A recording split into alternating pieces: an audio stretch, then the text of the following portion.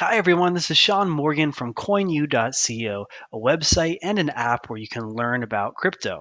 So today we're going to talk about something very special to me, that crypto is not just money for the internet. It's not just cross-border payments like Western Union. It's not just banking services, money services. It's not just a digital gold or digital stocks or tokenized assets, tokenized commodities. It's not just a way to raise funds for a startup. It's all of that, but it's more. In fact, blockchain and decentralized ledger technology or distributed ledger technology will change every single industry, much the same way that the internet changed every industry. I'm going to talk a little bit about several different sectors, including computing. Right now in the world, we have a couple of supercomputers owned by major data cartels like Google, and governments and different organizations, research institutions that have $1 million budgets, and it's really expensive to rent the computing power. And so, what we have now, similar to Airbnb and Uber, where things are becoming decentralized and distributed in a peer to peer network, crypto projects like Gollum, and there are several others, are actually getting users, people like you and me who have computers at home, to rent out their computing power, harness all of this computing power together into a distributed supercomputer that anyone can rent for affordable rates. The same thing is happening with computer storage. Right now, we have data cartels like Amazon and Google that really, through their own economy of scale, are able to monopolize this industry so that all of us are pretty much forced to use their services. And when we store our information on their servers, we are subject to their privacy policies. We are subject to anytime they're hacked, our information is lost or compromised. And you know what? If you don't trust Jeff Bezos of Amazon, if you don't trust the major shareholders of Google and these other companies that are known to collaborate with the CIA and the NSA, then maybe you want more security, you want more affordable rates, you can check out crypto projects like Storage. And there are many others that are looking to decentralize. Same thing we talked about with Gollum and computing power, where all these millions of people around the world with private storage can actually rent their storage space to other people.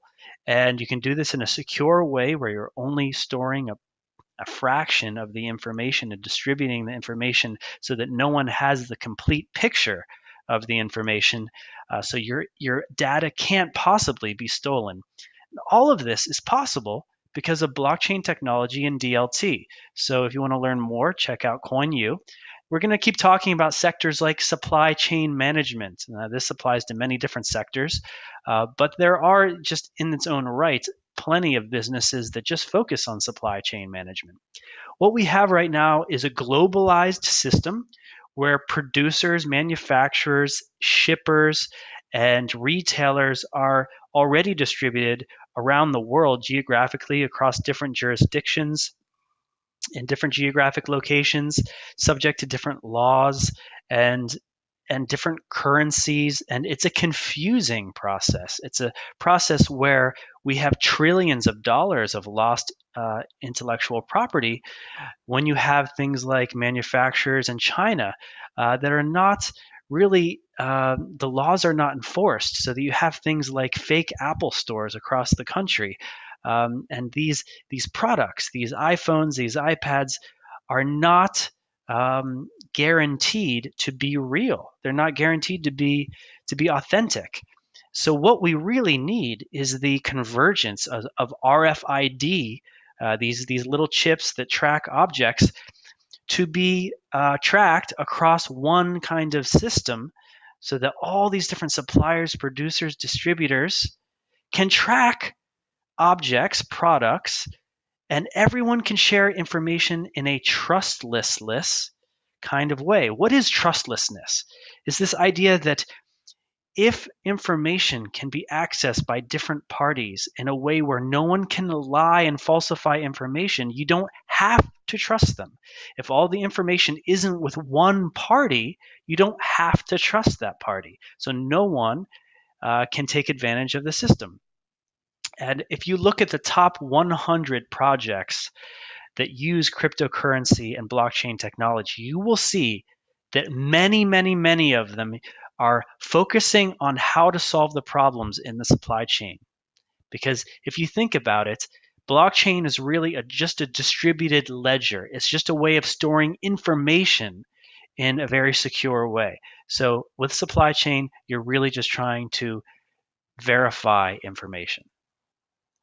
Okay, speaking of which, I mean, when we vote, when we spend money, when we do all of these things in a government, we're really just doing things with information. It all comes back to information, to data.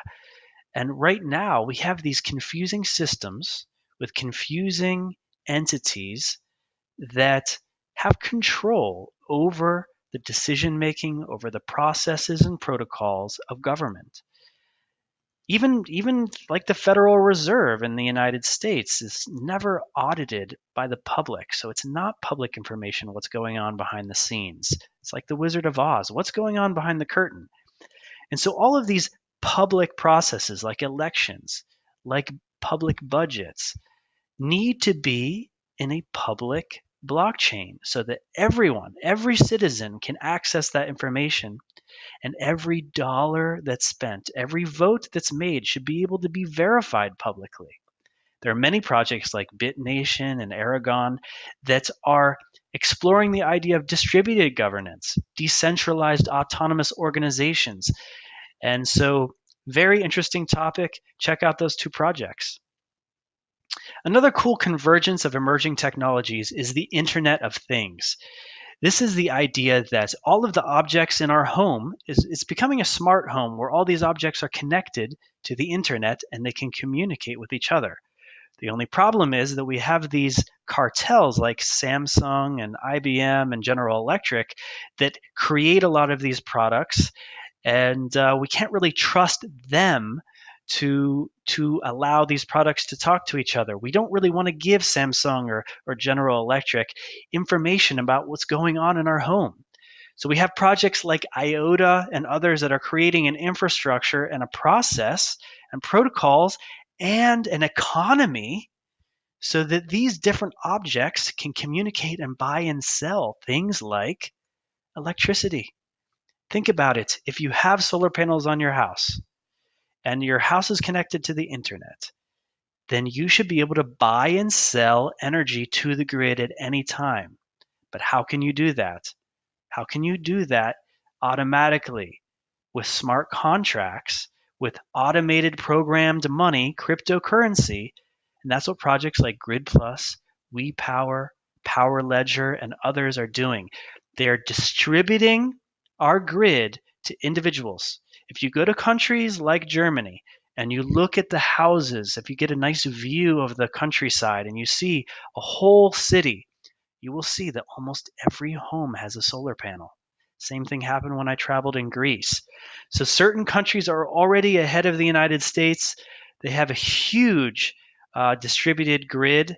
And now we're finally getting the technology that will be able to empower these individual residences and businesses to buy and sell energy seamlessly.